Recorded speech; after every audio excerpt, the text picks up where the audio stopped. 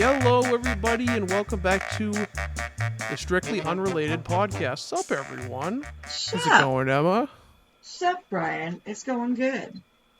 Got my co-host, Emma George, here. We actually were able to get her to a lower security wing of the facility that she's currently being held in. So For good behavior.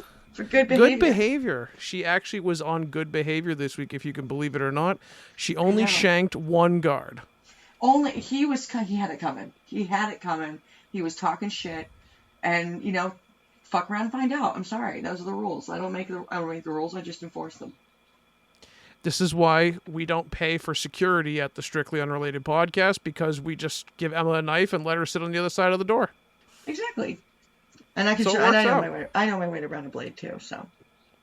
Oh, hey there! See, told you. Look at that. Look at that. Free security. Exactly. I'm not good security. I'm like 5'7" and normally weigh like $150. So I don't think I'm the best choice for a security detail. Because I'll probably just talk to them. They'll just convince me they're a nice person and I'll believe it. Like, what's that? It's a bowling knife. Cool. Can I see it? So what you're saying is you're a golden retriever. That is. I am a golden retriever. She just goes jogging up to the criminals and is just like, "What's up? Do you want to be my friend?" Have you? Oh, there's some TikToks I have to show you at some point where there's this guy pretending that it's a robber breaking in and what each different breed would do. And like a German Shepherd, he's like, "Oh, it's that kind of night, huh?" Like, it's fucking so funny. Well, it made me think of because you remember the Mayhem commercials. Yes, I love those commercials. Because there was the one where he was the dog, and they just gave him a bone, and he's like, "I'm the family dog," and he's right. And he's sitting there chewing on the bone, and he just looks at the crooks, and he goes, "You guys are great." Completely just letting them get away with everything because they brought him a toy or something like that. Yeah, exactly. That would be some. Okay, so one of our dogs here. We have 6 dogs at this house, and one of the dogs here. Yeah, running a fucking kennel. No, just my parents love dogs. my older brother has his dog here, and I have my dog here. But like, it's hilarious to me. Like our dogs would bark like crazy, but like generally speaking, if someone had treats, we're fucked. Like with the exception of one of our dogs, there might be Darla. Well, she's a little bit of a pussy if you get near her actually, so she'll bark at you, but. There was somebody in the yard. My mom told me this the other day that somebody was here and she saw somebody about to the gate and she was like, her fur was standing up and she was growling at him. I was like, ooh, she might be a guard dog. I think the dog to get around would be Darla. She's like a brindle colored dog. I can't remember what breed of dog she is, but she's kind of a. But if you try to get anywhere near her, she immediately runs away. She's such a little bitch. But she's like, nah, I don't feel like dealing with this today. And then another day, she's like, violence. Yes, right. But the rest of our dog, Chloe, will jump on people like, new person, yay! And like, Bale and Monkey will just bark, but they're fucking, Shaweenies. So like, what are you supposed to do? Like, they're not gonna do fucking anything besides bite someone's ankles. Maybe even then, like, if you have a treat, we're fucked. Then one of the other dogs, Winnie, she's blind, so Paisley has a bad hip. She's a pit bull, but she brings people flowers. Literally, she'll go put a flower in her mouth and bring it to you. It's the cutest fucking thing ever, but like, does not make for good guard dog material.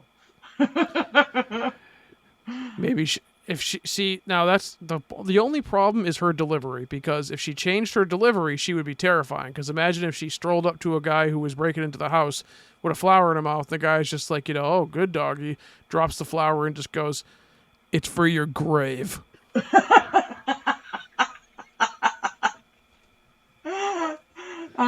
Poor Paisley. She's such a sweetheart. She doesn't have to mean it, but she just has to say that. You just have to throw out some real G shit, and you're gonna throw someone off. There's no way. Like we never have a robber here. We live like it's too far in the country, but that would be hilarious. Also, I was gonna say, shit. If you're a person, it looks like she's doing a crip walk. Like things are like dropping one side of their whole body as they walk across, like. Not like us. Not like us. They not like us. They not like us. Oh, it's probably A minor. Oh my god. You just want to strike a chord, and it's probably A minor. It's probably one of my favorite play on words I've ever heard. It took That one took me. That joke took me a solid 5 seconds to get the first time I heard it, and I was like, "Oh, a minor. I get it." It's why. It's why he. It's 100% why he hangs on it. It's yeah. That's actually a really good point. Because But like, anyways. Anyway, so here we are. Anyways, we are on episode 8. We are in our post July 4th nut haze, and I was away for a week. And now we are back, and we are back to doing recording. 7 had just gone up, so we were like, you know what? 7 just got put up. Fuck it. We're just going to go out there and start on 8 because you know what? We're productive as shit around here. Yeah, we don't have large gaps between episodes at all. And it's going to be a good episode. You know it because it's my episode. I got to write it. Oh, shit. Yeah, there was a lot of red. There were a lot of red ink marks, but you know what? We got through the basic grammar mistakes, and we fixed it all up, and it's got a pretty good script. That wasn't ink. That was crayon. I see. That was me trying to cover for you there. I was trying to be a little bit considerate. I didn't want everybody to know that you were using. I don't get a whole lot of social cues. All right, I'm a little autistic, and you're so insensitive, Brian. Like what? You're supposed to be woke. You don't even have any kind of consideration for my special abilities. What is it? Handy capable.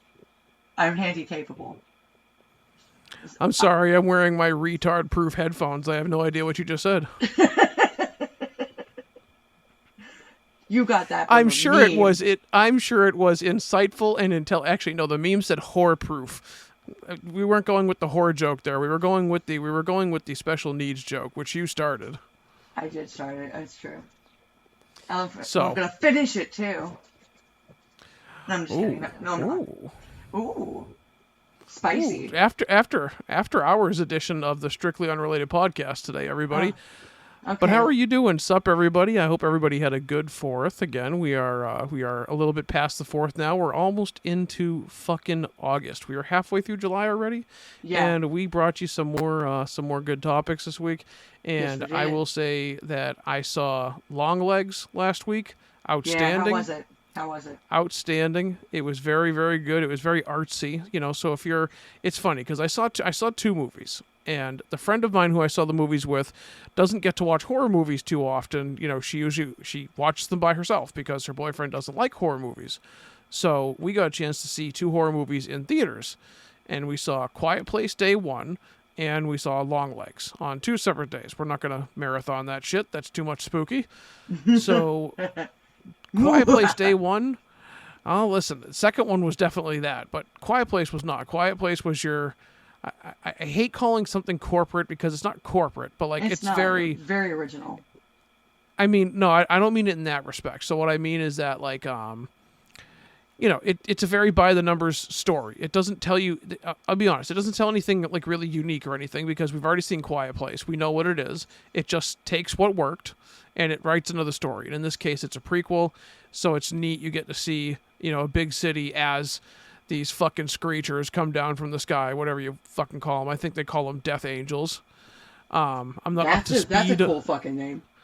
I'm not up to speed on the Quiet Place lore, but for some reason, I feel like I read that on Wikipedia that they're referred to as Death Angels, but just assume I'm right because that sounds badass. But anyways, that one was really good. I liked it. I really did like it. And Lupita Nyong'o was really good as the main character. She basically played a grouchy bitch, which she did very well. And then, but it's I joke because her character is basically terminally ill. Not a spoiler, relax. But her character is basically in a hospice, and they're in the city when the attack begins. And it just is her survival story, and it's also about, the little arc she goes on, and it's good. It tugs at the heartstrings a little bit. It's like a solid B+. If you like Quiet Place, you're probably going to love it because it's just more of that same stuff. The aliens already. And yeah, and I know the first one a little bit. If I recall correctly, one of my top horror movies that I gave was A Quiet Place. Because I just thought it was so fucking original. In a whole world of remakes and reboots and, it was a book, but now it's a movie. You had something like A Quiet Place, which was just an original script by John Krasinski and his writing partners. And it's just genius. It scared the fucking shit out of me when the first scene in the first movie where the little boy gets taken with the rocket. Oh my Hmm. God. I'm not a mother, but like I have very strong maternal instincts, and I was watching that like like I was in the theater, it's just Yeah, they all I knew. couldn't stop making noise. I was freaking the fuck Yeah, out. it's because they all knew they already knew what was going to happen. It was just a matter of, you know, and you still try. Obviously, John Krasinski still tried, but as soon as that happened, everybody knew it was going to happen. It Right. was over, and but it was but it was good. And what I meant by saying it's corporate, quote unquote, I think safe is what I meant to say. It's more of a Yeah, I see safe what you. That's a safe bet. traditional horror movie. And it came from John Traditional is the Krasinski. word. It was by John Krasinski, so it's already going to get fast tracked in the the writing pool.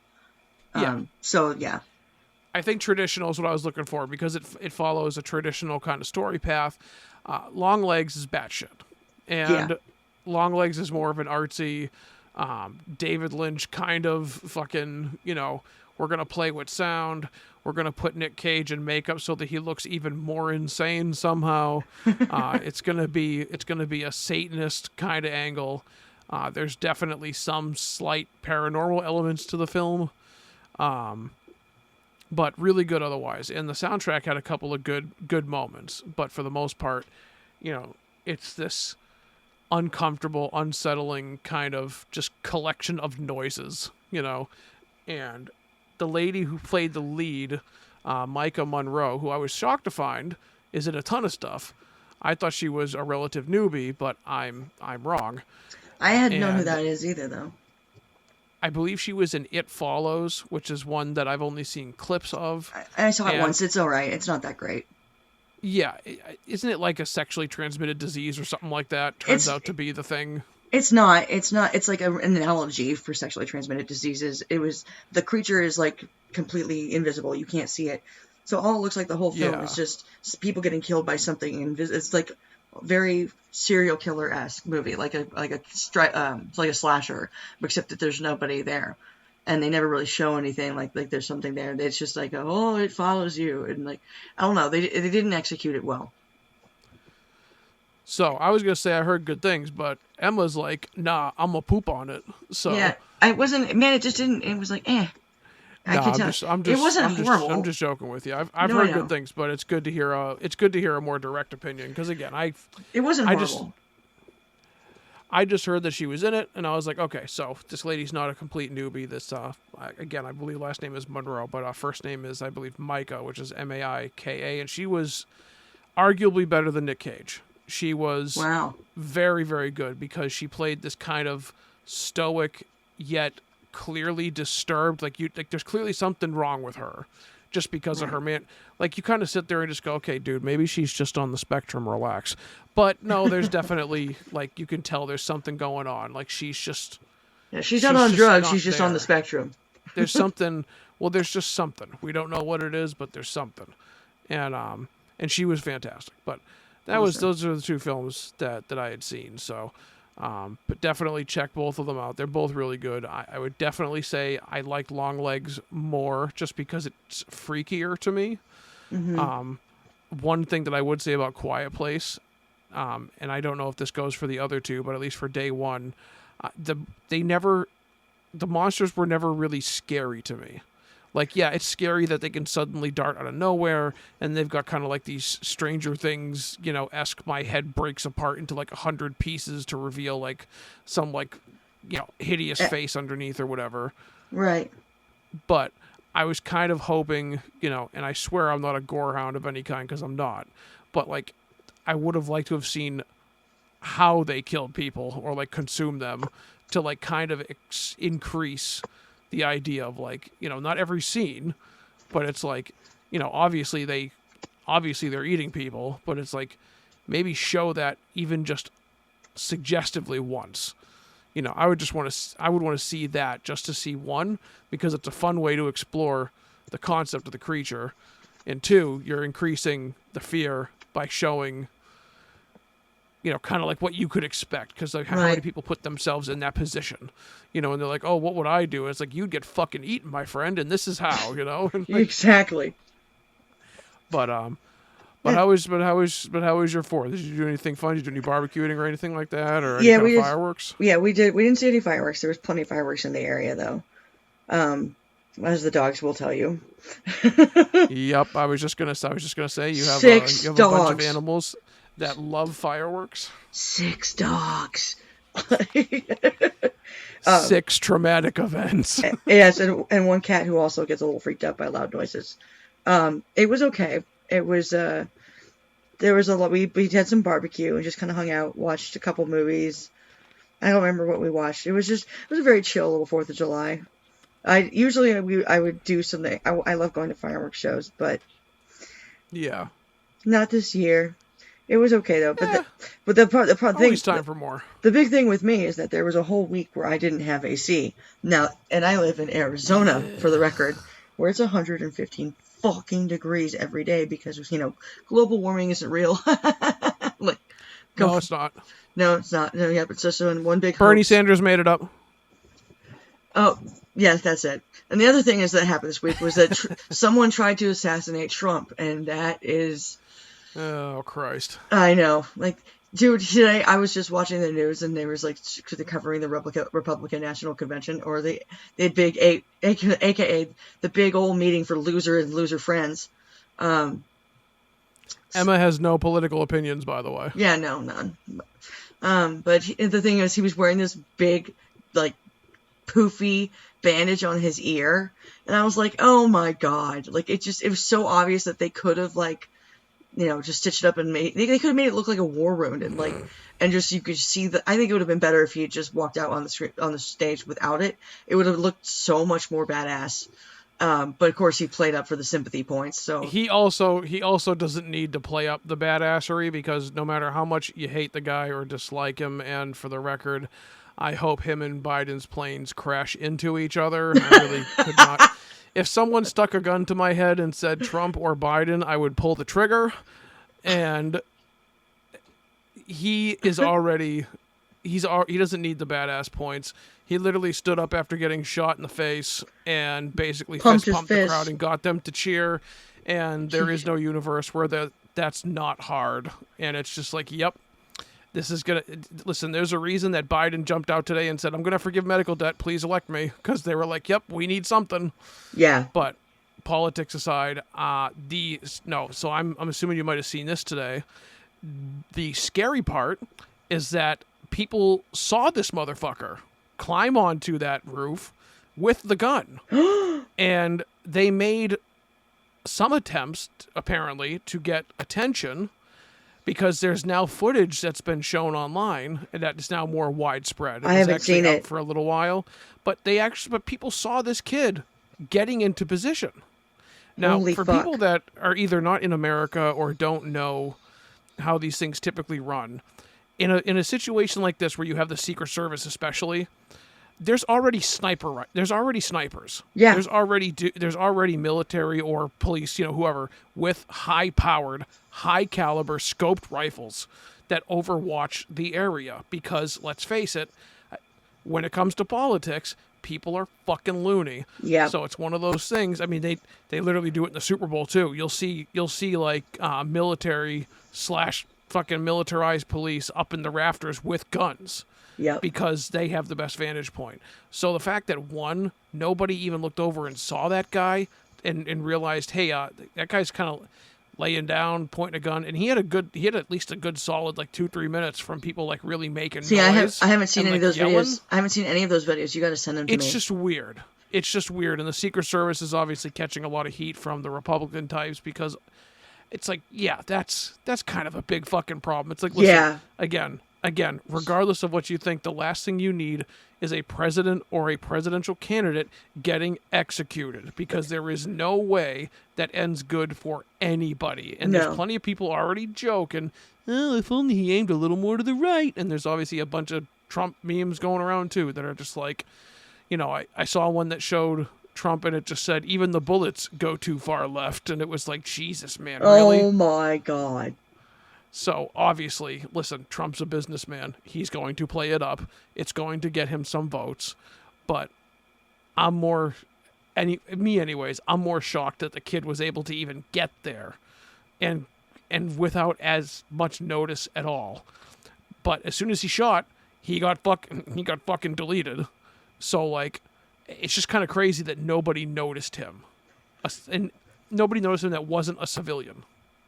That's really fucking nuts. I haven't Which seen is, those of course, tapes. leading to the conspiracies. But Well, anyways, go there's ahead. kind of conspiracies on both sides. There's people on the Yes, there Democratic, are. there's people on the Democratic side saying it's staged because, like, they were saying, like, Yep. what Secret Service would allow him to keep his head up after he'd been shot already and pump his fist.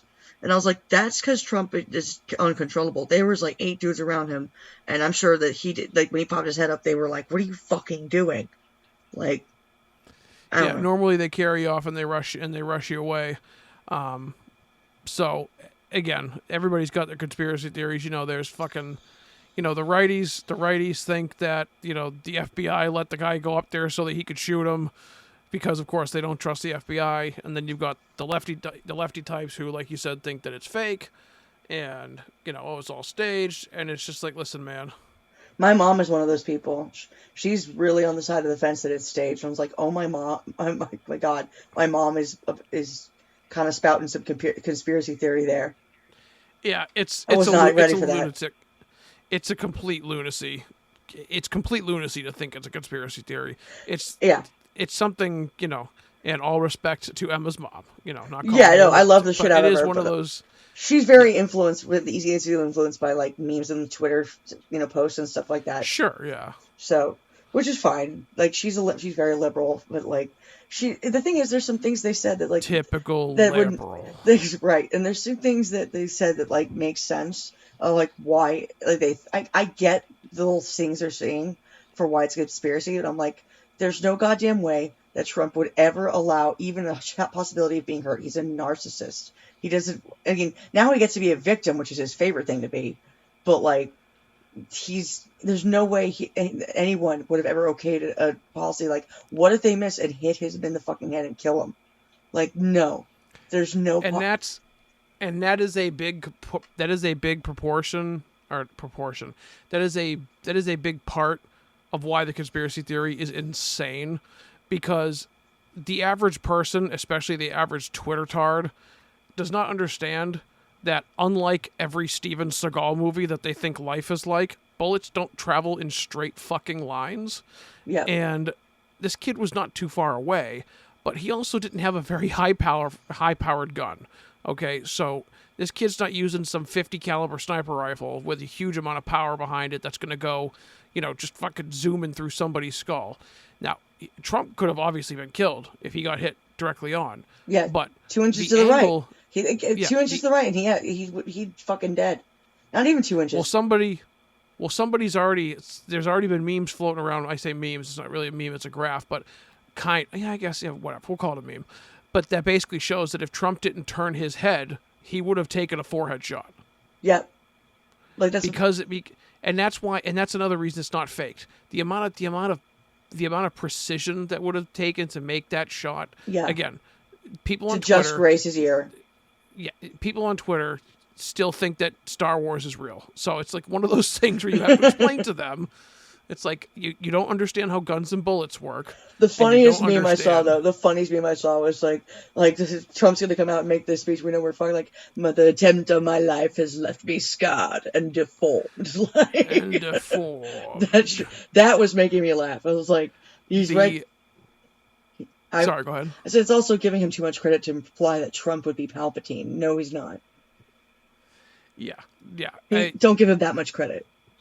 I do want, the only other thing that I do want to bring up, and I'm all set with the Trump thing from here on out, is that, at least for me, you can keep going on it for a minute. No, I'm good. Else, but for me, the last thing I want to bring up is that somebody at Forbes should be fired. And it was the thing that I sent you earlier, Ms. Emma. But holy bejesus, if you have not seen it, somebody at Forbes decided it would be a wonderful idea to approve an article that essentially said Trump is trying to appeal to black voters by getting shot. Yeah. Or he's not trying to, just that he's going to get appeal from black voters. That is going to be his next appeal to black voters. Right. And I was like, and that's racist as fuck. And the best part about it is that the writer is black. And I was is like, a black guy. it was like a Yep. diversity expert or something like that, and I was And he like, proudly lists himself as a DEI expert. It's like, come on. yeah, please Come don't, no, on, man. come on, like it's really not making, you're really just, the takes that have come from this, the takeaways have been both hilarious and enraging, like, Yeah, it's been pretty everybody take out your notebooks and pens. Your SAT word of the day is tumultuous. It has that's a been great word. tumultuous AF. That's And a great one. So yeah, anyway, it's fuck Trump anyway. No one cares. I don't feel sympathy for him. Like I said listen, before. I only bust out the big words because I know they impress you and I want to impress you. You do impress me, Brian. You impress me every Okay. day. Okay. Okay. Get back behind your get back behind you on your side of the cage, all right? They're going to shock you again if God you get damn close it. to the bars. No. This is why I know this is why I'm being held in this, high security place, but just I just want to have some fun. Is that okay? Like I know I'm a prisoner. Well, I'm not a prisoner. I'm more like a guest. We'll say guest. I have a bed. It's nice. This lore is just going to keep expanding and getting funnier as it goes along. It really is. I want people to start guessing like what government facility I'm in, because you know at this point I've been like I've The been in them. United Postal Service has a secret facility. Oh my god. Anyway, Emma was caught eating envelopes out of a mailbox and was sent to their prison. they're yummy. I like the See, puffalopes. I know it. I like the puffalopes the most. The little puffy I had envelope. heard. I was gonna say I had heard that you were a fan of bubble wrap, so that would make sense that you started chewing on some padded envelopes. Love bubble wrap. I love bubble wrap so much. Oh my god. Bubble wrap is We would literally also like to bubble announce wrap is today that life. we are. I would like to announce we are also no, you're good. I was just going to say we are also going to be announcing today the addition of the 398th gender, bubble sexual. That's not a gender. It's a sexual orientation. Tomato, tomato. So we're going to go right ahead into the next section. Not tomato, tomato, but okay. We're going to go right into the next section. We're going to ignore that right now. Listen, I just aim to piss off as many people as I can, and that is the easiest way to do it, is to just say something slightly incorrect / blatantly obviously incorrect for the purpose of agitating people about gender, and you instantly have a hit. Yeah, you like doing that a lot. Like It's pretty funny. stirring up controversy. I am a firm believer of discomforting the comfortable. Okay, well that's a dumb phrase. I'll I use don't smaller understand what words that next means. time. I don't understand what that means. The timing on that, as I say, I'll use smaller words, and you go, I don't understand that. Whoops. Anyway, no. I don't understand. No, it's okay. I don't understand a lot of things. I don't That's why understand. you're in jail. I know. Well, I didn't understand the law, but apparently, like ignorance of the law does not excuse whatever that thing they said in the courtroom. Whatever. Correct. You also bit the bailiff, but you've forgotten it I already. nibbled him. It was a nibble. Hey, I don't know why he got so worked up about that. Jesus Christ. Like, what a You took drama a finger queen. off. Drama queen. And that's all cops anyway. I don't know. Fuck the police. Fuck quaps. Fuck cops. Did I say it like that? It sounded like it was going to come out that way at first, but then it didn't. Oh, sounded like you're gonna come out that way first, but then you didn't. What now? Listen, my zipper's actually up today. Okay, I'm not coming out of my pants today. All right, I'm wearing tight pants today. You're Okay. You're just coming in your pants. I got it. Okay. Buzzing. Well, every time I hear my voice, listen, I'm just fucking impressed with myself. Buzzing. You should be impressed with yourself. Guh? Got what? Well, you said buzzing, so I finished it and said guh. Buzzing. That's not a. You could say buzzing is zing. Buzzing. It doesn't necessarily have to end with. Guh. No. I'm just gonna respond with it every time just to agitate you. So get to the get to the next topic, would you? Okay. Fucking take it easy. Take it easy, there, Tiger. All right. So the next topic we're doing. Was that a word? I said tiger. Take it easy there, I, Tiger. I was gonna say I heard. I was like, oh, So take it that's easy there, supposed to mean. Tiger. All right. All right, there, champ. See. I'm all right there, sport. I love calling men that kind of shit. Like, depending on with how they, Even on my own podcast, I don't get no respect. or I can just call you Rodney. There's always that. You want to fucking age ourselves? I think I heard some white hairs pop out of both of our fucking nostrils. Yeah, I saw fucking. I remember Rodney Dangerfield when I was a little kid, dude, like really little. So Rodney Dangerfield, you know, he used to say the great thing about being a bisexual is that it doubled your chances for a date on Friday night. he did not fucking say that. Yeah, he did. No, we didn't. You're lying to me. I'm Why are we gonna I'm get to not the next feminine. topic? God damn it! You get all mad at me to go to the next topic, then you fucking like procrastinate. I just can't stay mad at you. So go ahead. Oh, okay. The next one we're gonna do some Reddit dumpster diving, just like we've done before, except this time we're only gonna do one each. Mine, it's kind of cheating, because mine is what I saw on a TikTok, because I don't read Reddit as much as I watch TikTok, but like the same content is on both. Just one is in a video form, which is sometimes I think more fun for me. However, we're to start with yours, Brian. Um, Uh, we're to start. yes. So the one you got. So I'm the one reading this, right? Because I am fairly unfamiliar with what I know. We talked about this briefly, but like I do not. So I Yeah. think what we'll do is I'm just going to go ahead and give it a read, and then I'm Okay. going to pass it to you to open the discussion because Okay. I already have it in front of me. So I'm just going to go ahead and give it a read. It is from one of the favorite dumping grounds on Reddit, which is Am I the Asshole? Which Okay. I'm pretty sure at this point has at least 7 or 8 other pseudo copy subreddits of the same subreddit. Yeah. Because just like every subreddit, they are filled with degenerate moderators who should be something that's going to get us demonetized because they're insufferable. But anyways, Here's another am I pack the of ingrates who asshole? deserve to be thrown from the helicopter and left bleeding in the moonlight. Yes, George, I agree.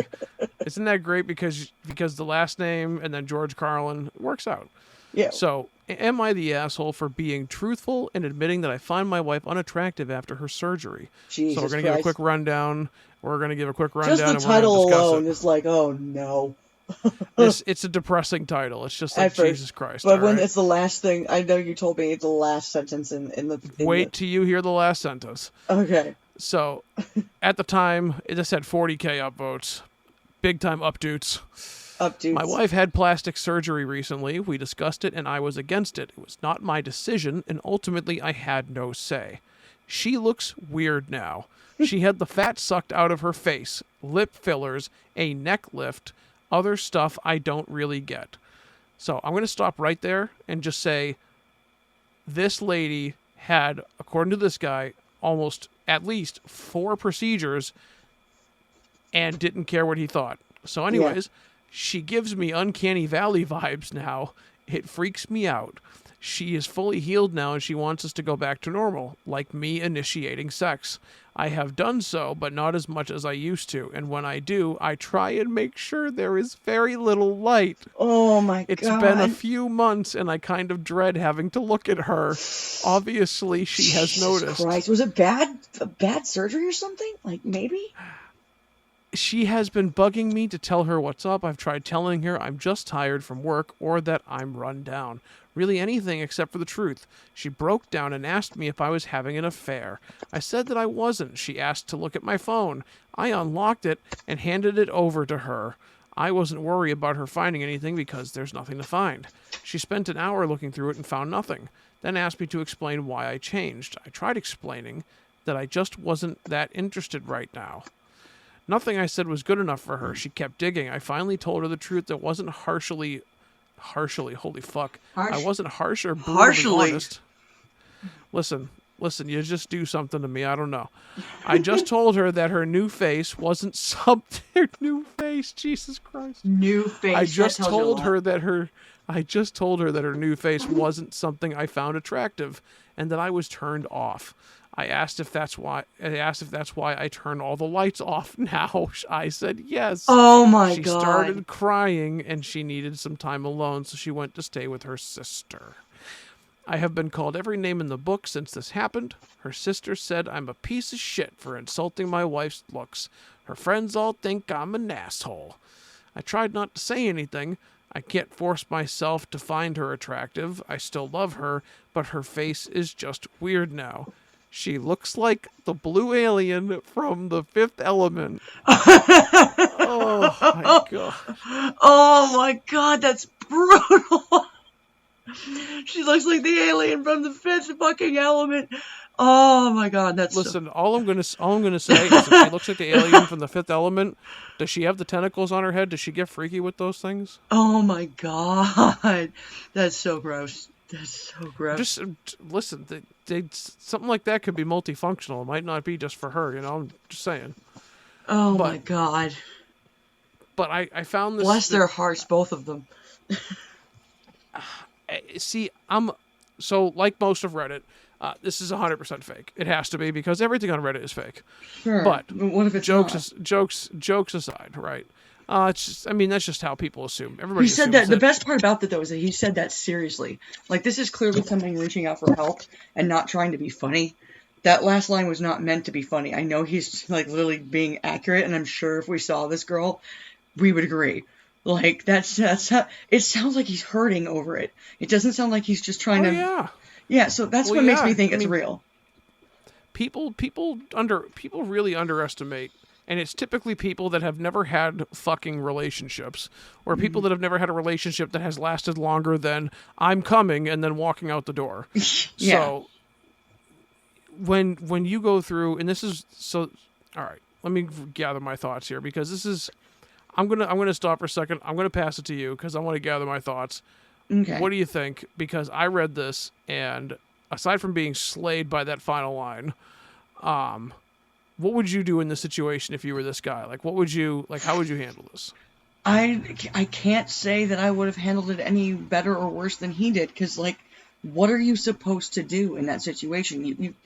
Attraction and looks are an extremely important part of any relationship. I hate, like, we talked about this, I think, last week, where we were saying, like, it's phenomenally important. It matters. And it's like, yeah, you fall in love with someone as a person, which is definitely something I'm guilty of. I'm demisexual, so, like, but looks still matter. I'm not going to date somebody that I'm not attracted to. And not, because I am a very sexual person when it's with the right person. So for me, it's like, if you change your face, if she had work done on her body, that's one thing. And I don't think he would ever had any problem with what she looked like in that regard.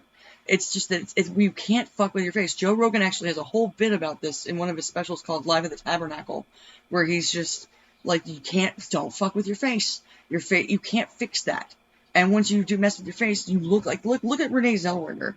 She, if you look at a picture of her when she was in Chicago, and when you saw her maybe in the recent times, those look like two different people to me. Not just that she aged, there's been work done. And she doesn't look like Renee Zellweger anymore. Like, you can see, she looks like somebody who looks very similar to Renee Zellweger, but not quite. Like, I think that's the real key right there, is that it's the face. So like, not only that you get one thing done, which is, I believe, called a buccal fat removal, because he mentions that she sucked the fat out of her face. It is a popular surgery now where people are getting like the fat pouches / like basically they're getting their cheeks sucked out. They're getting like the fat sucked out to thin their face because they're too fucking lazy, to sit on the treadmill for 30 minutes or something, or I don't know. Or just control your fucking intake of food. Like, it's all it is. Yeah. It's calories. If you don't have to work out at all to lose weight. That's a myth. We're really fat phobic as fuck here, but no, I'm just kidding.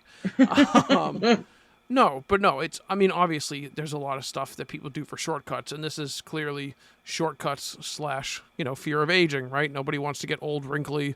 He says she got like a neck lift, but then other things like lip fillers, and oh, Jesus Christ, don't, please, I'm going to make a plea to the audience and to you, Emma.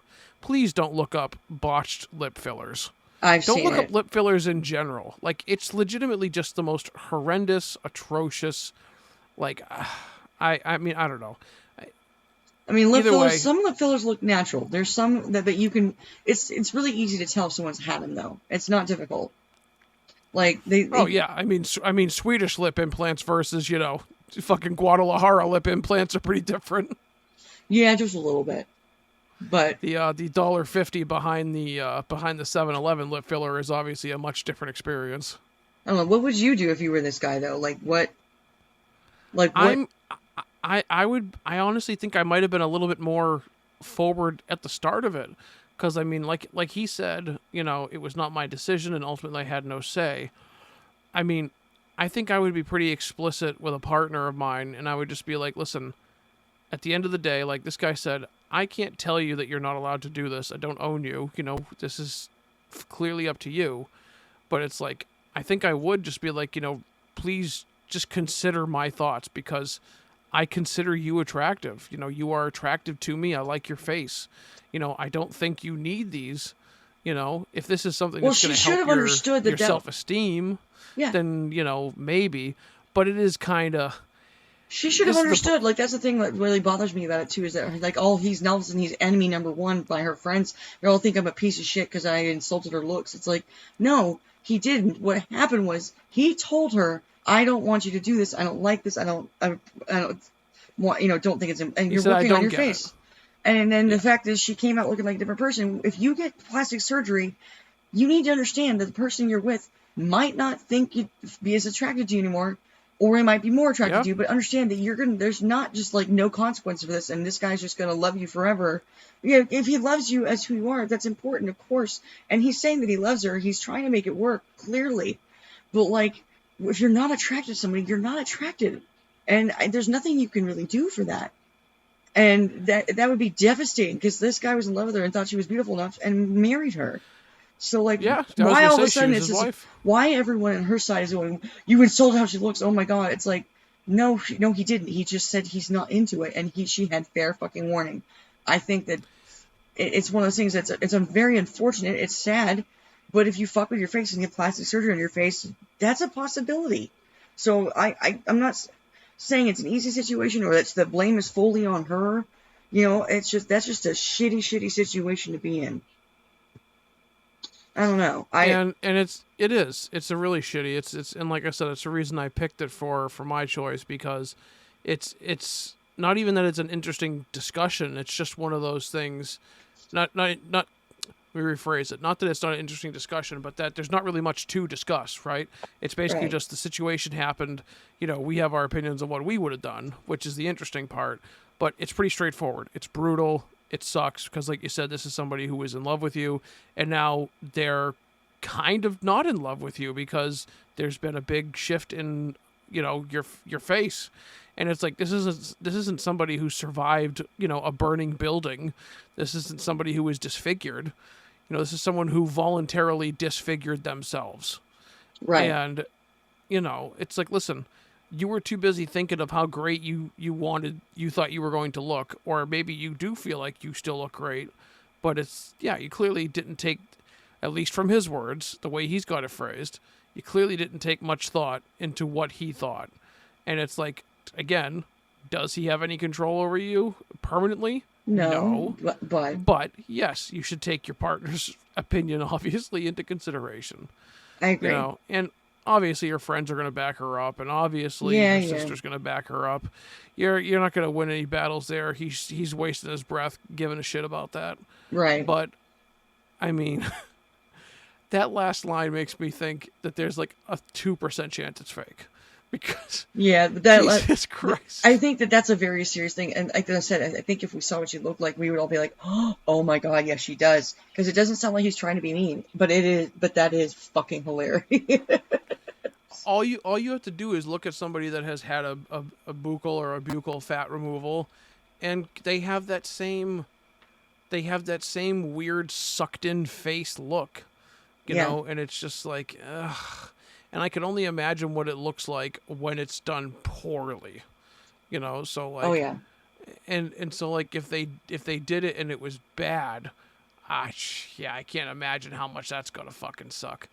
Right. But either way, it was one of those things where there's obviously just no communication, clearly not enough, and it's like, if she thinks that she's ugly, or she thinks that she's got things to handle, that's like, if I was a husband, again, who knows the backstory, but I would hope there would have been at least some attempt to like get her to therapy or some way of like, just, listen, honey, if you don't believe me when I tell you that you're beautiful, then maybe you need to talk to somebody because, chopping up your face it's pricey, and it's also, that's the other thing, is it's pricey. So like, I wonder if this is like a rich couple or something like that, Right. and like, I don't know. But anyways, dragging it on long enough, it was just fucking hilarious because of the Fifth Element line, and then it was dark and sad because of everything else.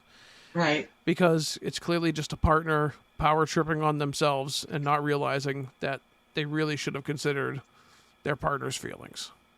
Absolutely agree. And it's like, if you don't want to accept their feelings, then you should break up with them. Agreed. Not accept it. I'll rephrase it. Not accept them, but if you won't at least consider them and just be like, because I'm sure this guy to some degree told her, I don't know how I'm going to feel about this, and she was just like, well, I'm going to be hot, so see you later, asshole. Click. It's like, well, now you look like a 52-year-old Barbie doll, so good luck.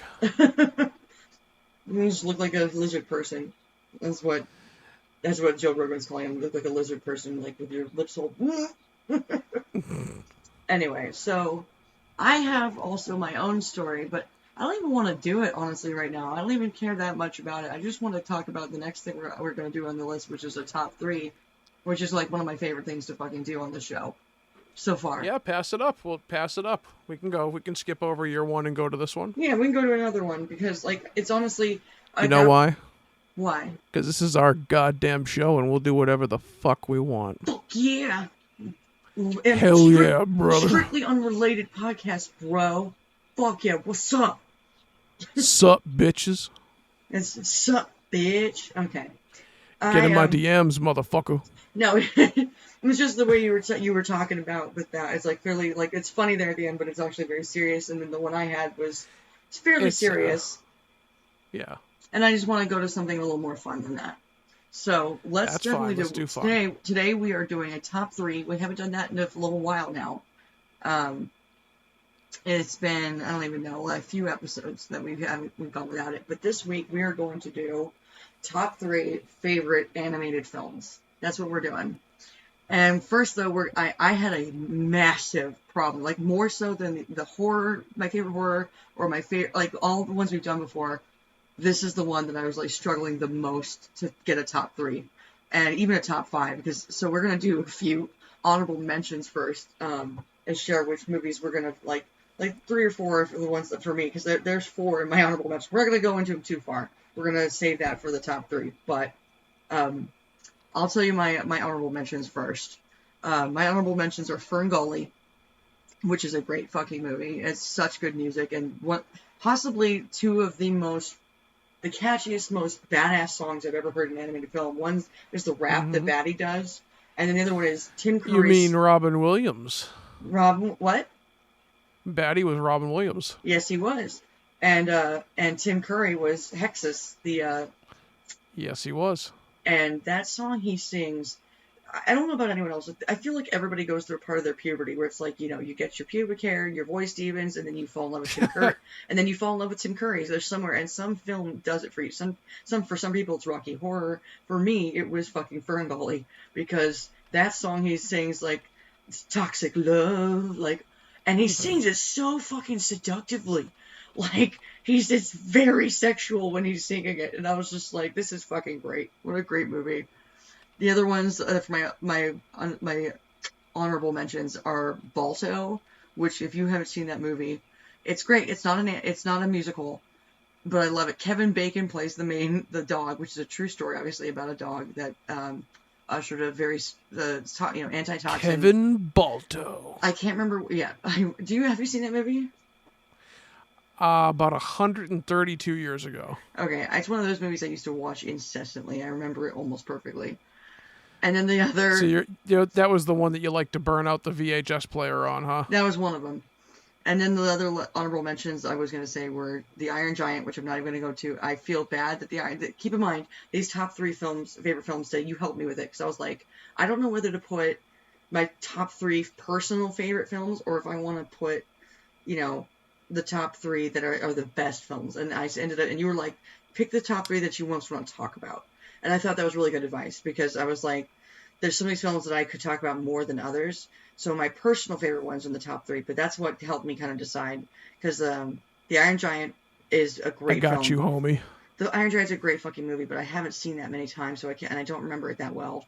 And then Charlotte's Web. Superman. Oh god, Superman. Don't make me cry.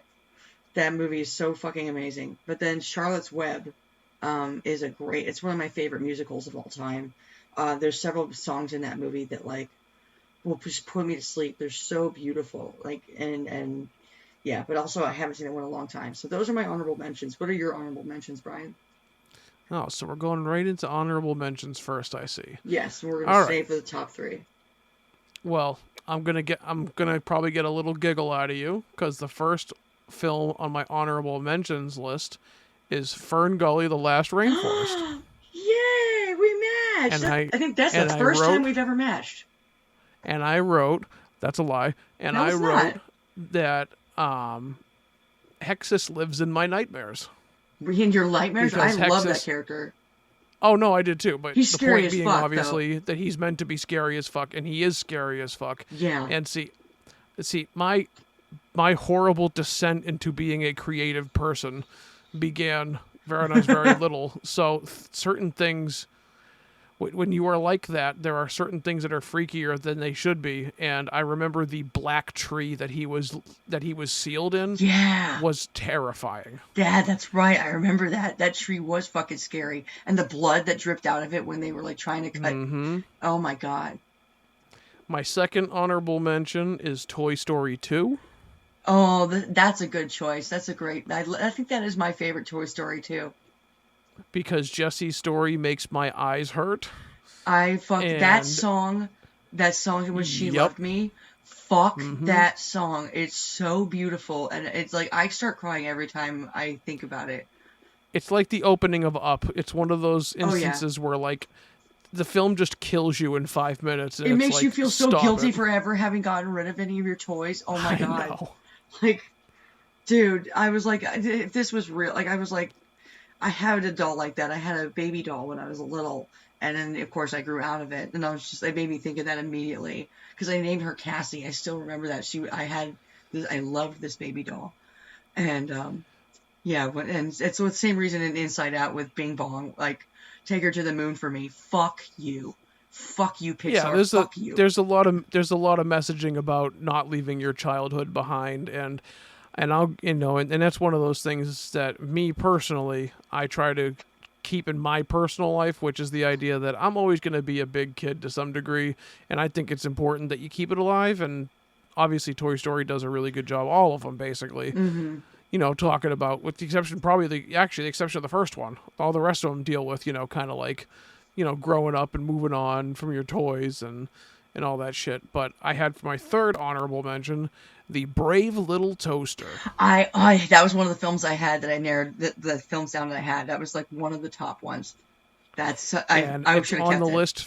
It's on the list for one reason only, and that's Worthless, which is one of the greatest songs in an animated film, and it's also terrifying and depressing because it's literally all of the Brave so Little many Toaster, depressing animated films from our time, from like one of the 80s and 90s, like Charlotte's Web too. Just Google All Dogs Go to Heaven, and there you go. I love that I like All Dogs Go to Heaven too. That was my favorite of those films. That movie starts off with a mob hit on a fucking dog. Okay. Yeah. That's execution. Yes, I know. That's one of my favorites.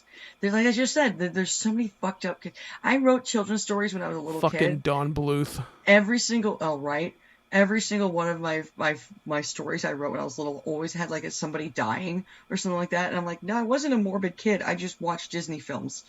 Like, it's really and that's the thing. They weren't Disney films. Not all the ones that were like depressing and shit. I love a lot of them actually weren't Disney films that were the darker ones. Did you ever see We're Back? Is that the dinosaur one where they all fucking die? Yes. Yep. And like one of the kids is like a street kid, and the other one is like literally he's like an orphan living on the street. And then like the other girl is like obviously rich and whatever, very Lady and the Tramp-esque, but like yeah, that's a great movie. There's so many of these animated films I was thinking of. Like I didn't put it. I should have put it down in honorable mentions. I'm so fucking stupid. Land Before Time. Like, Listen, you ain't stupid. if you love your mother, thank you. If anybody loves your mother and you watch Land Before Time, oh my god, that movie was traumatic for most of our generation. I know friends who were literally like, "Ah!" Like every time they start talking That about T-Rex showed up like, fuck your couch. it, basically. But like, oh my god, that whole little interaction. I got small hands. I can't Get jack up, off. I'm angry mother. all the time. I'm gonna kill your mama. Oh my, and the tree stars. And then every little kid went outside to chew on leaves, and then some of them got really sick because you're not supposed to go outside and chew on leaves. You know what I learned? Yes, exactly. You know what I learned the other day? I learned that Sarah and that fucking little bitch, that fucking bitchy Triceratops. Oh my god. Her name is Sarah, Yeah. not like Sara, but Sarah because Triceratops. Indeed. Yes, it is. And I knew that. And I only learned that like literally last week. So Well, if you don't want the movie to be any darker, don't look up what happened to the youngest actor. Oh, I know that. There was a father killed himself and his family? Yeah, I don't think there was anything creepy, but I'm pretty sure he killed the shit out of her. Yeah, I and think abused that's her. what happened. Like physically abused her, not sexually. Not that makes it any better, but you know what I mean. Yeah. But yeah, she The was girl a who child played actor. it was the girl who played Yeah. Ducky. Yes. Yep. Oh my god. Anyway, so the animated films are often depressing. Why don't you start us off with number 3 on your list? Okay. What is your number 3 into the big 3?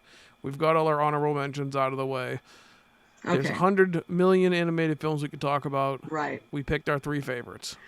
Okay. My top 3, it starts with my number 3 pick, which is Who Framed Roger Rabbit? Who Framed Roger Rabbit? That's what the name of it is. Want to try it again? Who Framed Roger Rabbit? Now say it faster. Who Framed Roger Rabbit? Good job. Look at you. Thank you. Fucking I did good. superstar over Look here. at, I can talk good. I can. I'm really good at it. I swear to God. Who Framed Roger You're still Rabbit? a fucking loser. Anyways, next. Next. Okay. No, like that movie. Now, No. So let's talk about it, and then I'll give you my 3. Yes. So, Who Framed Roger Rabbit is one of those movies that was just a linchpin for me when I was a kid. Like, that's one of those movies that could always just go on. It doesn't matter. And my mom loved that movie, too. Bob Hoskins in that movie is an absolute treasure. You cannot convince me otherwise. There's nobody else that would be better in My that role. favorite film with him in it. Yep, me too. And I thought it might be cheating because technically it is animated, but it's also live action. However, I was going to go with animated because I remember it as an animated film. That's also how I became to love Jessica Rabbit, because when I was a kid, I remember distinctly, there was one time when I watched it, when I remember it's like, hey, what do you see in that guy? And she says, he makes me laugh.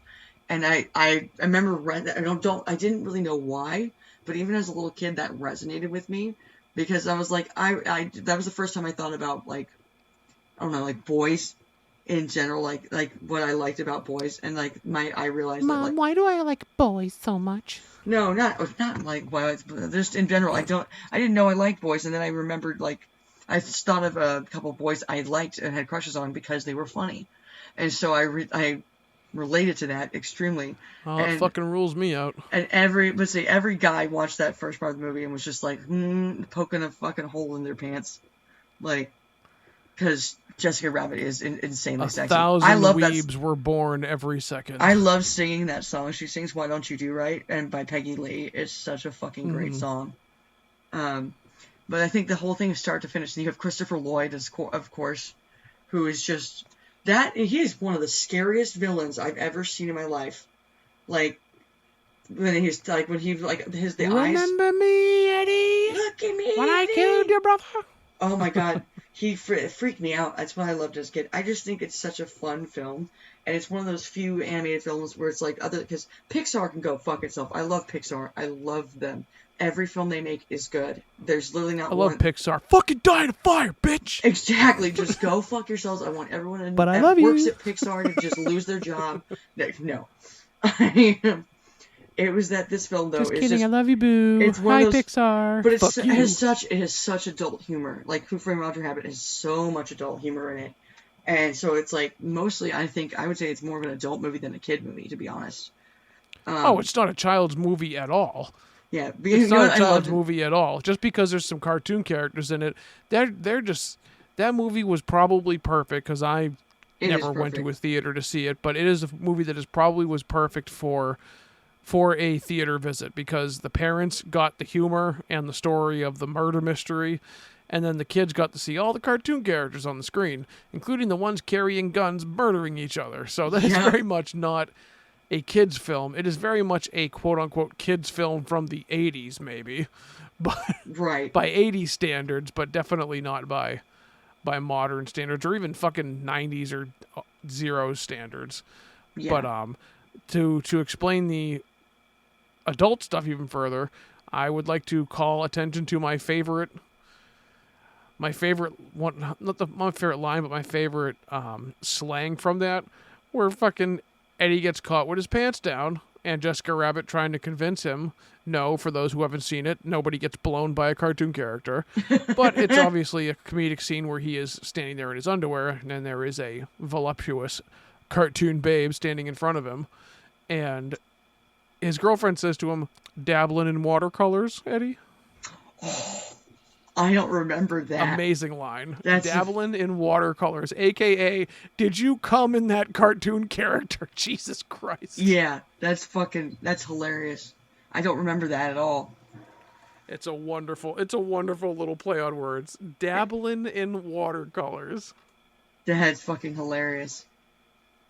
That's such So a great. for my number 3, and I'm sorry if I jumped in front of you. What? No, go ahead. Go ahead and finish up. No, I'm done. Go ahead. Okay. So, just to move along, my number 3 is The Nightmare Before Christmas.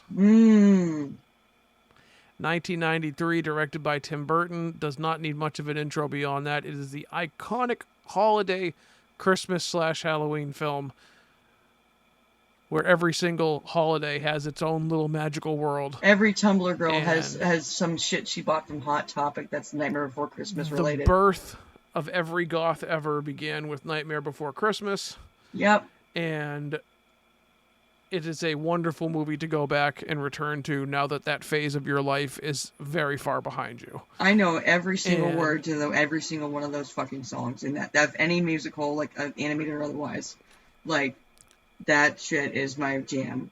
Like, and you're gonna see that when you get further down my list. It is a movie that is permanently on my Christmas rotation. I always Yep. have to watch Nightmare Before Christmas. I watched that on It Halloween is- and Christmas. Oh yeah, and it's wonderful, and it tells a really great story, and it's got beautiful stop motion animation. If you actually somehow have not seen Nightmare Before Christmas, you are either 20 or you've just you've just missed out. Maybe you played football in high school and that's why you never saw it. But either way, you have to watch it. It is outstanding. It's my number 3 because of how iconic it is, and because aside from just all the songs that are iconic, because there's got to be at least half a dozen songs that most people know by Boys sound and alone. girls of every age, wouldn't you like to see something strange? Come with us and you will see this our town You're of getting copyrighted. That's our Halloween. song. Dude, have you heard the fucking cover, like the goth covers, like Evanescence doing Sally's song and stuff like that? Yeah, Marilyn Manson did the song that you just sang. Yep, which is a great fucking Yeah, song. Marilyn God damn it. Manson did This Is Halloween. Yep. Well, related to Nightmare Before Christmas, but not directly related to this list.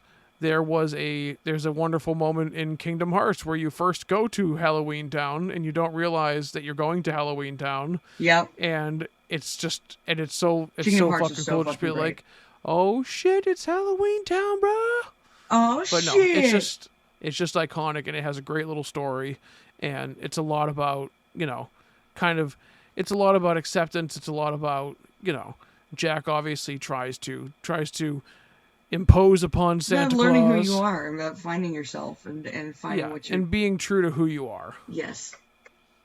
You know, Jack tried to be somebody else, and it's like, no, you're the Pumpkin King, my friend.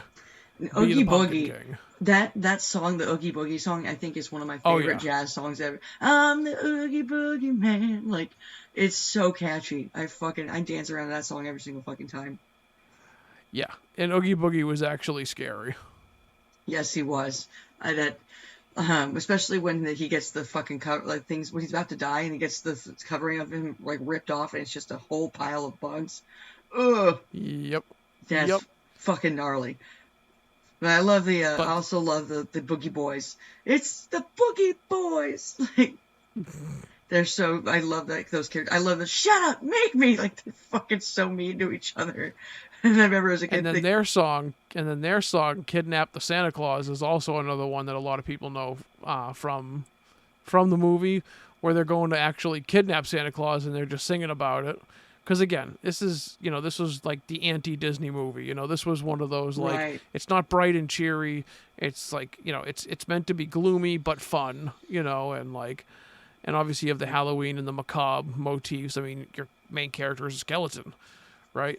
But Right. but no, absolutely fantastic movie. Love the shit out of it. Yeah, it's a fantastic one. Number three So, for me. that was number 3. Okay. Awesome. So let's go to number 2. My number 2 pick is The Beauty and the Beast. There is a period in my life from the time I was about, I don't know, 4 or 5 years old to maybe... Stockholm Syndrome, the movie. Exactly. First of all, I'm going to get into that.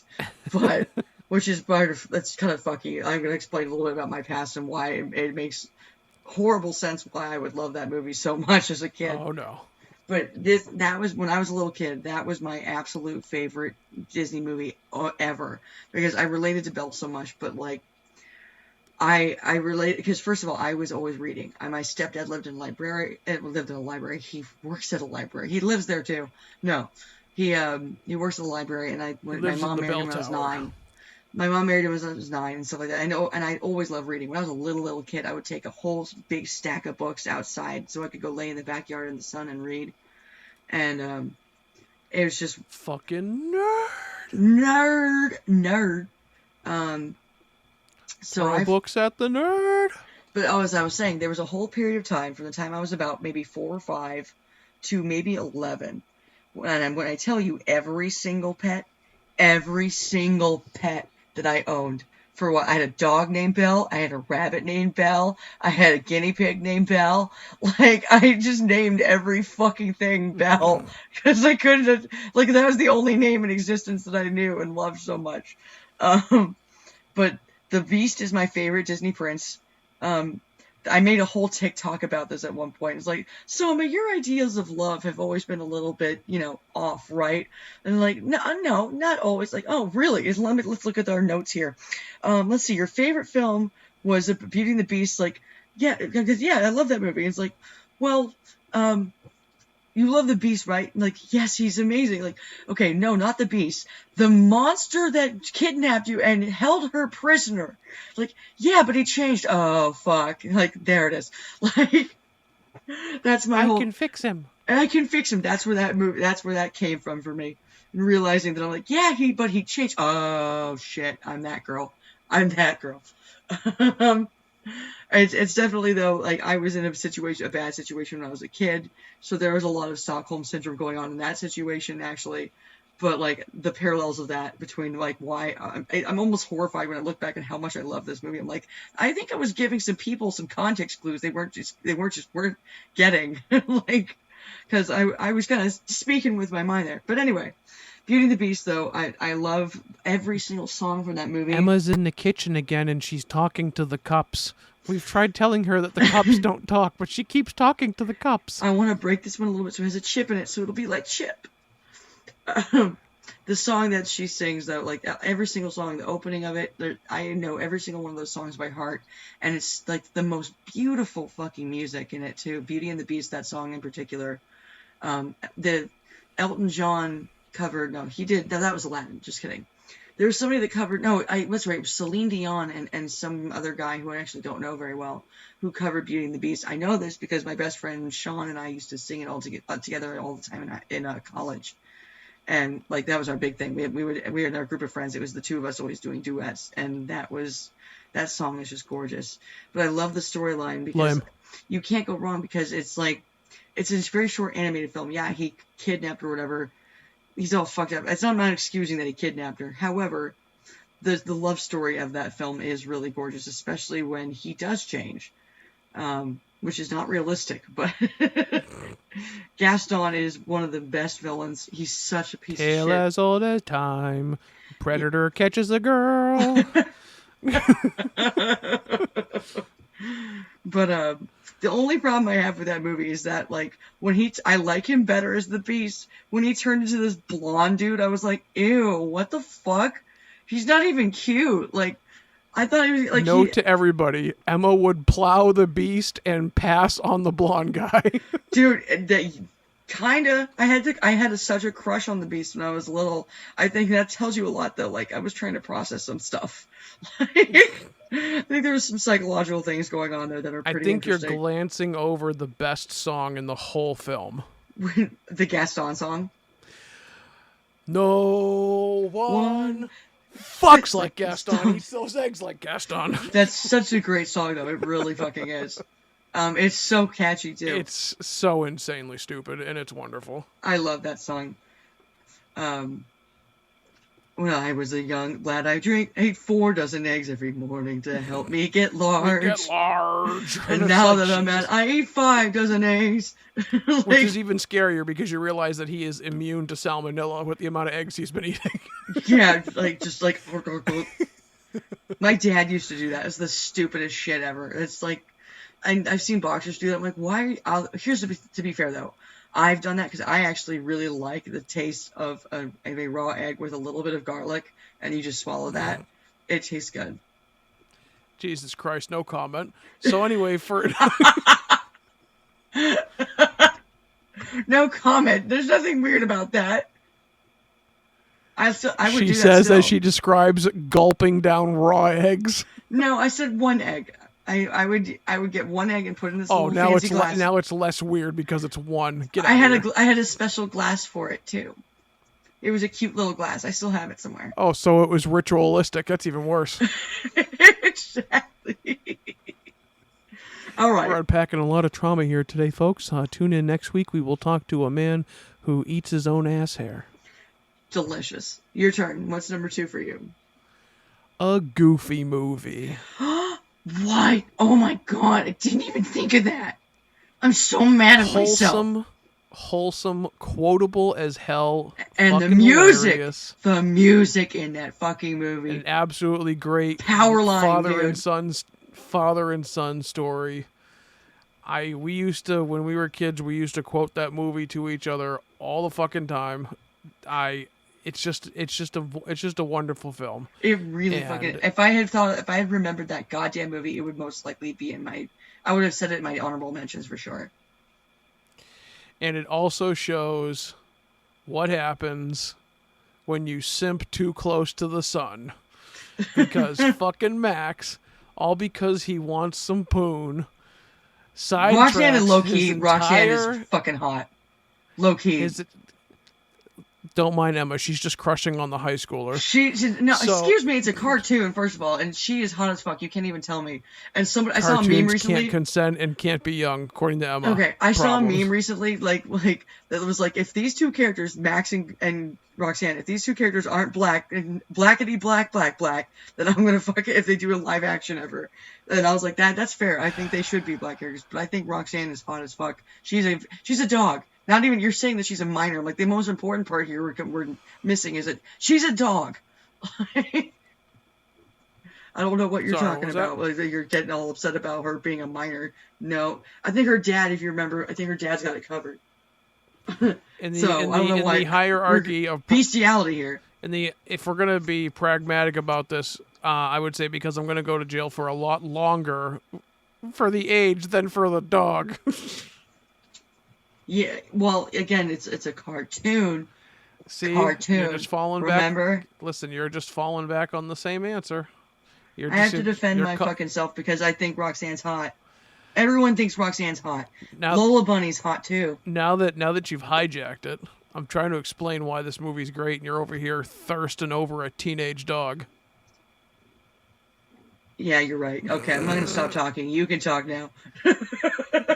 Yeah, teenage dog as a phrase doesn't sound very good, does it? I'm kind of fucking myself over here. Go ahead and continue. Talk to me about why you better to fuck yourself over than to fuck a teenage dog. So anyway, the perfect cast. Talk about the perfect cast. I'm going to talk about the Leaning Tower of Pisa. Huh. Yes, Paula Shore.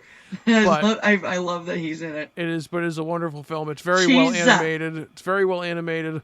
And again, like you said, it's got a lot of catchy music in it, and it was one of those VHSs that got worn out in our household because everybody really loved the Goofy movie, and I'm sure my parents thoroughly fucking hated it for at least a few years because it was a favorite. But that would be why I have it at number 2. It is one of my favorite movies of all time, and it is one of my childhood favorites. What do you have at number 1, Ms. Emma? Well, you kind of, stole my thunder here, but my number 1 Nightmare Before Christmas. Fucking course it is. Are you fucking kidding me? So go ahead. Go ahead. You want to be adorable? What's my number 1? Who Framed Roger Rabbit, isn't it? It's Who Framed Roger Rabbit. Yeah, I knew it, and you said it was cheating. So I was like, you told me earlier it was cheating. We swapped positions. So go ahead. You gush about Nightmare Before Christmas. That's why I was having a hard time. I was having such a hard time not gushing about Nightmare Before Christmas when you started talking about it, because I was like, I don't want to give away my number 1 yet, but I love that you already knew. Of course you fucking knew. That I know every single word by heart. It is watched by me. It's the only animated film that I watch like again and again and again every year, like on the dot. And I watch it even whenever I feel like it's like a comfort film for me at this point. I love the romance between Jack and Sally too, because he just isn't noticing. And I have been there where it's like, I know you're distracted by the things that you're into. Notice me, senpai. Exactly. I was about to say the same thing. Notice me, Sally's senpai. like, notice me, senpai. Jaku-san, please pay attention to me. I love So Who Framed Roger Rabbit is not a cheating film, I think, because it's because if you think about it too, Nightmare Before Christmas isn't animated in the traditional way you'd think. It's stop motion animation, but still. Keyword animation. So we just switched fucking our first and third films, just fucking swap places. That's so cute. Correct. I had Who Framed Roger Rabbit because at the top of mine, because not only was it a absolutely phenomenal achievement in animation because it was a mixed medium of animation and live action, but the amount of work that went into choreographing, especially like the bar scene, the Ink and Paint Club, where we first see Jessica Rabbit. If you see any of the behind the scenes, it is outrageous the amount of work and precision that went into animating that scene. Just something as simple as a fucking octopus being a bartender, and the amount of work they had to do do that and make that become real. And then which is a great idea, by the way. Yes. I love the octopus. I love the car. The car is my favorite kid. Oh boy, shit! Like he's just this fucking asshole from like Chicago. Allow me. Yeah, exactly. I fucking love the car, and I love the baby. Yeah. I love the opening of the baby Herman. Yeah, I love the opening of the film, and it's them shooting, and then the baby's like, "Give me the cigar and everything." It's fucking hilarious. How many times are we gonna do this shot? Yeah, and it's very he's a womanizing smoking baby. Yep, which is a great fucking choice. I love it. I'm pretty sure at some point he describes himself as having a 40-year-old libido and a 3-year-old ding dong, or something of that. That paraphrasing, but there's a lot of very adult jokes. Oh yeah, and it's just great because obviously you've got that noir kind of murder mystery going on, and it's set against this really humorous, like non-serious background, but then it gets really dark with the dip, where like they can actually kill tunes. Yeah, that's fucking creepy. How they can just kill more cartoons and like and the first time that was scary. And they established the threat early on by killing an innocent tune and making you watch. And it's just like, Jesus, we have the tone. Christ. We have the tone set. And yeah. But no, absolutely wonderful. It's probably in my top 3 of all time in overall films, not just because of Bob Hoskins, but because of just Roger Rabbit, because of Christopher Lloyd, because of all kinds of stuff. And it's got an all-time soundtrack. It's got a wonderful soundtrack and a wonderful instrumental soundtrack. And it's just the fucking tits. It's just an awesome goddamn movie. And yes, it is. It was mind-blowing to see that mix of live action and animation. And it will probably blow a Gen Zer's mind because you see Mickey Mouse and Bugs Bunny on screen in front of each other at the same time. And it's like, this would never, ever, ever happen in modern times. There would be way too much fighting, way too much greed. No one would agree to it. But you had all these cartoon characters in there, and it was wonderful. And then just Christopher Lloyd's death alone was horrendous. And like, yes, this is fucking so scary. That's why I said it's such an adult movie, too. Because it really is. So much of what happens is just really above kids' heads, or just scares the shit out of them. Like Willy Wonka and the Chocolate Factory, when there's that fucking scene when they go through the tunnel. Like, there's so many kids who have like, genuine trauma over that fucking scene. And it felt like that, where it was like... I'm tripping balls and going to hell. Yeah. And Nightmare Before Christmas is like, you will never see me, like, there's so many films I love, clearly, but there's, like, I'd say a good dozen or so films that I still geek the fuck out to every time I watch it, and Nightmare Before Christmas is one of those. Like, I will always say, like, you can't stop me, go fuck yourself. You can't stop me from singing along with those fucking songs. Always with the violence and the vulgarity, which is, jeez. I love the scene when Jack comes across the forest where like he wakes up, which is so funny to me. Where are we? We're someplace new. And that song that he sings right before in that scene, like, what is that name? Same name. That's a fucking song. I don't know. When he says must not have been very memorable if you can't remember it. No, there's like, oh, them were deep inside of these bones. Yeah, sounds like some goth shit. It's very goth. That song is so beautiful. It's just gorgeous because it's very Christmassy too because the snow starts falling. Anyway. And then he ruins Christmas like an asshole. Yes, and that hill that kind of unwinds as he's walking on it. Yep. Was so creepy and cool to me as a kid. I fucking loved that shit. I was I was more emo punk when I was like 15, 16 years old. I wore a lot of bracelets and like had a lot of Happy Bunny shit. Oh, so, Jesus Christ, Happy Bunny. Oh yeah, it was like that. And you have been a cringe lord your whole life. Yes, I have been. Thank you. Mrs. Cringelord to you. That we have to show proper respect for titles here. I'll call you whatever I want, prisoner. Doctor Evil. I didn't go to Evil Medical School for 8 years to be called Mr. Thank you very much. I'm gonna call you whatever I want because you a prisoner here. Whatever you want. I heard that slip. I heard it. I'll call you whatever you want. See. She's very excited about this. Usually she only gets to point out one grammar mistake a week, and it's usually when she's talking to herself in the mirror. That wasn't a grammar mistake. That was a Freudian slip. A Freudian slip, she says. She thinks very highly of herself. I don't really know. I know. I don't really know what You're she's the one always for. talking about having a crush on you. I'm like, well.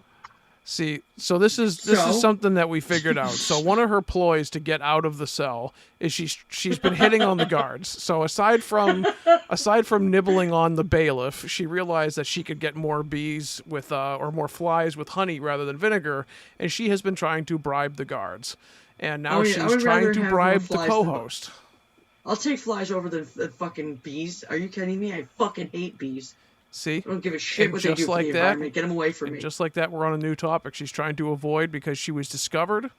Her strategy has been figured out, and now all the guards are gay. So none of them will pay attention to her. No, they were already gay. She turned were, one I of didn't them. I did. I did. Mostly because he just saw me being my weird self, and he decided he was never going to touch a woman ever again. So that's partly why I'm in the facility. You know why you're in here. We're not going to gets discuss this complicated. again. It's a long story why I'm in here. We're not going to discuss this again. Last time they cut our funding. That's true. Okay. Last time, they started planting about bugs. Like, they really wanted that information, and I ain't no snitch, you know. But anyway, so that kind of wraps up our episode. This is one of the shorter episodes that we've done. We've had an episode before that's an hour and a half long, so I kind of like it when they're a little bit shorter. I feel like 2.5 hours is a little bit long. I don't think we've ever had a 2.5 hour, but we've flirted with 2 before. Not 2 hours. Yeah, 2's okay. We flirted with 2 before. We flirted before. We met at a bar once, shagged in the alley. You know, it's nice. Yeah, I God, what I would give to be able to shag in an alley right now. I don't know if I would want to shag in an alley anywhere. I don't think there's any place right now that's nice enough to shag in an alley. No, never mind. I'm just gonna go and take that somewhere I probably shouldn't right now. So just like somebody shagging an alley, we should take this somewhere I don't want to take it. Yes, exactly. Okay, so next week we're gonna have our normal script. Then episode 10, we're probably gonna have our first guest, which will be one of my best friends, Nick. He is a fucking dork, and introduces him by pissing on him. Way to go. He's one of my best friends. That's what you do. Look at the way we talk to each other. Yeah, that's true. So basically, he's been my friend since when I was literally 10 years old. He's been through every part of my life. It's really weird. If anyone out there has watched Lost and you remember the whole bit about Desmond being the constant, Nick is my constant. Because he's literally been in almost every part of my life. I've known him since we were little kids. He's literally known every single guy I've dated. He's been there for all of it and stuff. So at this point, he's nice. I think he'd be a really great addition to the show and really have fun chemistry with the three of us. Because the two of you guys have a lot. The three of us. I'm sure there'll be. What I said, the two of you guys, like you and him, though, would have it would get along. No. What joke? Did you just get a joke in there? I did, because you said he'd get along great with the three of us, and I was like, who else is in the room with us, Emma? Oh, I did. Did I say three of us? I don't know. You're gonna have to go back and listen. The three of us would have a good. The three. I'm like, don't do that to me again. I fucked up the first time. I was so confident it was you that fucked up. I was so confident. And then she was disappointed to find out that she couldn't find yet another reason to harass me. Yeah, well, harassing you is fun, especially if it's sexual harassment. That's the one where I would watch you get all blushy. And this is why we hired the extra gay guards. No, that's not why. Don't lie. It's true. It's because we all know the reason. It's because I was going after them. So, anyways. Thank you. See, look, it doesn't hurt. See, it doesn't hurt to admit it. I told you you could do it. I told you. All right. Well, you're going back in the cold chamber, and we're ending today's episode. And I'm glad that everybody was here to join us. We are on Spotify now. If you are listening on Spotify, thank you for listening. Yes, the fuck we are. We're on fucking Spotify, fuckers. And we are also on YouTube still as well. And keep an eye in the description. Slothily. Slitly. I don't know what that means. It sounds very suggestive, which is not surprising considering the fact that you can't get over this shagging in an alley comment. This last 10 minutes of this podcast has been very sexual in nature. I'm not sure exactly why, but I mean I know why. I know why. You're speaking. That's true. See, look, I said something that wasn't inherently sexual, though. I said that's true. All this talking about Jack Skellington sent her right to Boner Town, apparently. I had a crush on Jack Skellington when I was little, too. I believe it. Don't even lie that you pretend you didn't have any crushes on the animated characters. Yes, you did.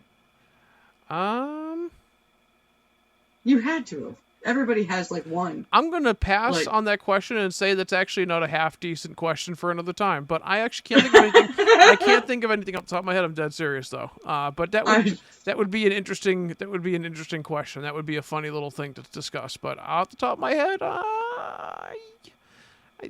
not really. I can't think of anything immediately. I'd have to. I'll probably think of something completely immediately obvious. But in the moment, I can't think of it. Okay, well, we'll figure it out next time. I don't know if we're gonna figure anything out next time, but we'll see. We never figure anything out. We kind of just, I don't know, we just go at it by the seat of our pants. That's the joy of it, isn't it? And we have no idea. I'm flying by the seat of my pants. I'll take my pants off. I believe you. That's why you're behind bars. Thank you, everybody, for joining us. And this is the Strictly Unrelated podcast. We'll talk to you later. I'm Brian. Peace out. That is Emma And over see. there. And Adios. see.